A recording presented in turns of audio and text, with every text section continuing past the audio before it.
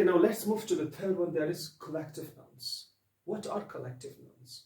Team, group, army, nation, jury, committee. These kind of nouns are called collective nouns. What is collective noun? A collective noun is the collection of people.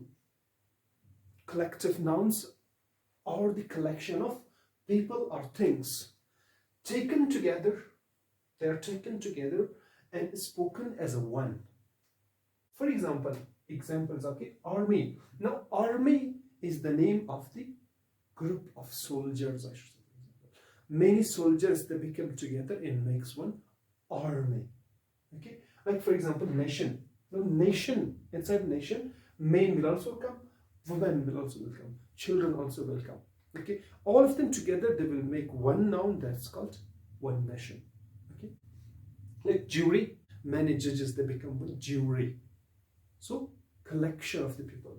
Like committee. Committee is also so many people, they make one committee. There are so many committees. Okay, so we call them collective nouns. Once again, I should say collection of the people or things together and spoken as a one.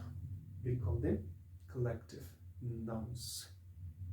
Okay, so let's use them inside our sentence also. Like for example, the powerful army is